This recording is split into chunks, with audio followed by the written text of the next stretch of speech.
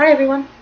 I wanted to make this video first off so you can see who I am, and also to talk a little bit about why I started doing this blog and some of the things that I will probably talk about in my blog going forward, and some of the misconceptions about people who are in a state of poverty, such as myself.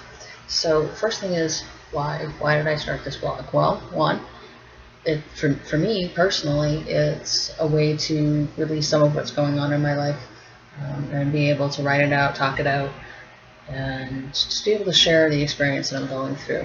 Hopefully it'll help some of you out there.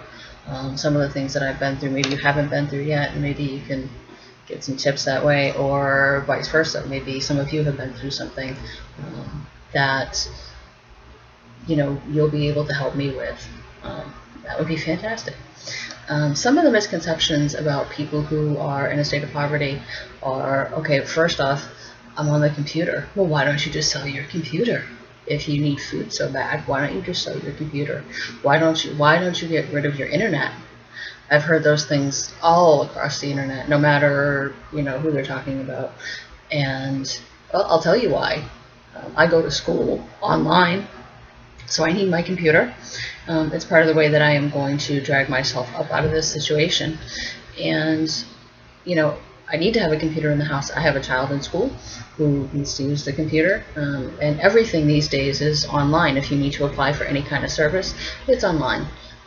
So that's one of the some of the major reasons that I have a computer and I have internet. So I figured I would use what I have and be able to express myself in this medium.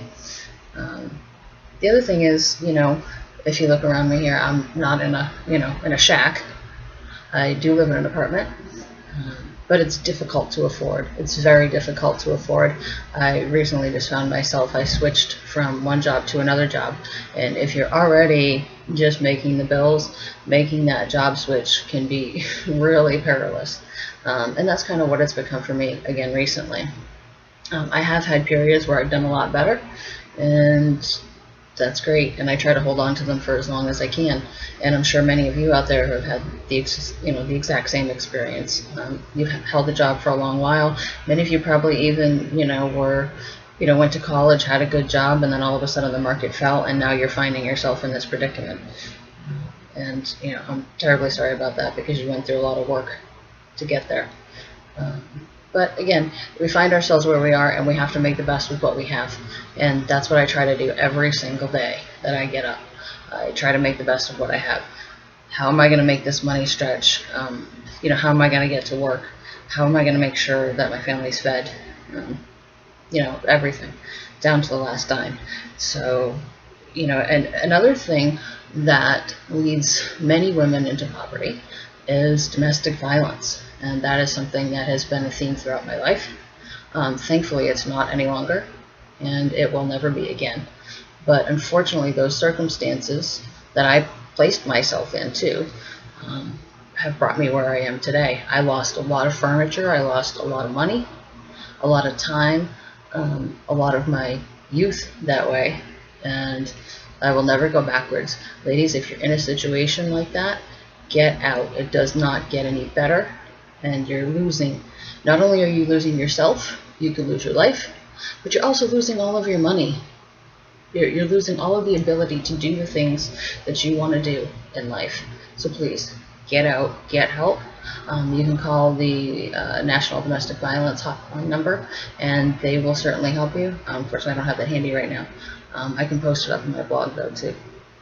But that is one way that women definitely find themselves in poverty. And then you compound domestic violence with children, and in my case, there's also illness involved as well. I've been ill for, most of my life, off and on, but specifically more for the last 7 years or so. And that medical bills take a huge toll on your budget. Matter of fact, last month I just spent $120 to go to the doctor to sit there for 5 minutes and get one prescription. So, and on top of it, I had to pay for the prescription too, because I had switched jobs and I don't have any health insurance right now. So those are some things that can make a huge dent in your budget and, affect the way that you deal with things. But, this blog isn't about, boo-hoo, poor me. It's about the fact that there are some funny moments involved here as well. You know, really, I mean, I think that poverty actually makes you a more humorous and more unique person, because you have to go through all of these different experiences that somebody with money doesn't. I find that, you know, people who have a lot of money, they're very detached from the world, and that's not my case at all. I find humor and I find beauty and blessings and great many things, of course mostly small, but I do. And so I'm hoping to share some of those with you too as we go along. But I don't want to keep rambling on, so I figure I'll end it here. And if you have any comments, of course, you know what about them below, and I will answer you back next time.